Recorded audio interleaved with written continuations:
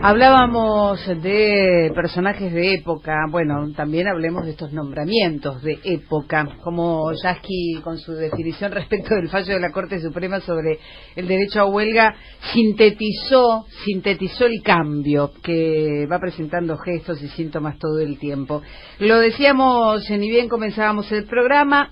Aparece un apellido de la historia argentina, de las partes más oscuras, menos patriotas, menos nacionalistas de la historia argentina, y más dolorosas, por cierto, en los funcionarios del gobierno de Mauricio Macri, Martínez de Oz. Lo que a veces uno como chiste hacía, ¿no? Cuando empezaba a ver los gestos de Cambiemos y su cercanía con cierto pensamiento filogenocida, etcétera, etcétera, decía, lo único que falta es que aparezca un Martínez de Oz. Yo creo que hemos hecho este chiste hasta al aire incluso, Víctor Hugo. Bueno, ya no es un chiste, hay un Martínez de Oz en el gobierno, es el hijo del exministro de la dictadura y quedó al frente del Instituto Nacional de Propiedad Intelectual. Es el área del gobierno que se encarga de proteger las patentes de la actividad fabril. Quien va a presidir el INPI, así la sigla, es Dámaso Alejandro Pardo. Y para secundarlo aparece José Alfredo Martínez de Oz. No nos ahorró nada, el nombre completito, le agregás la H de hijo y listo. Ahora, no solo ya nos mete un ruido tremendo que aparezca un Martínez de Oz, encima, siguiendo la lógica de los funcionarios del PRO, como viene del área privada, hay tremenda incompatibilidad entre lo que va a hacer y la pertenencia a lo Aranguren, digamos, o sea, más trabajo para Laurita, porque no solo Martínez de Oz, sino también Dámaso Alejandro Pardo, han sido objetados porque antes estaban al frente del otro lado del mostrador, eran asesores jurídicos de las multinacionales a las que ahora van a tener que pelearle la cuestión de las patentes. Es el clásico PRO, conflicto de intereses entre la función pública y el trabajo que venían realizando. Es el primogénito de quien fuera ministro de la dictadura, evidentemente un hombre que heredó su forma de pensar las cosas. Y hay una frase que voy a rescatar, dicha por quien hoy es ya funcionario del gobierno de Mauricio Macri, allá por el 21 de mayo de 2010, cuando publicaba una solicitada sobre la detención de su padre. Dijo, fue un torneo para el bicentenario que la justicia le entregó al gobierno y a los organismos de derechos humanos. Su nombramiento será seguramente el contratrofeo, ponele, ¿no? Dos historias. La primera, si bien la contamos muchas veces, siempre vale la pena recordarla.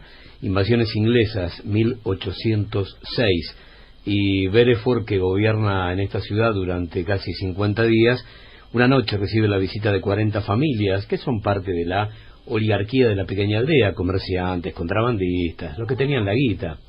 Y entonces hay uno de ellos que encara a Bereford y le dice, buenas noches, venimos a jurar fidelidad a su majestad. Sí, cómo no, pasen por acá. Sorprendido Bereford comienza a observar que hay uno que realmente le puede servir y mucho para manejar la aduana, porque si le da la aduana a uno del lugar, bueno, seguramente se va a ganar la confianza del resto, porque la aduana era el Banco Central y el Banco Nación todo junto de la época. Bueno, ese tipo se llamaba José Martínez de Oz y es el primero del árbol genealógico al que Victoria está haciendo referencia. ¿Año?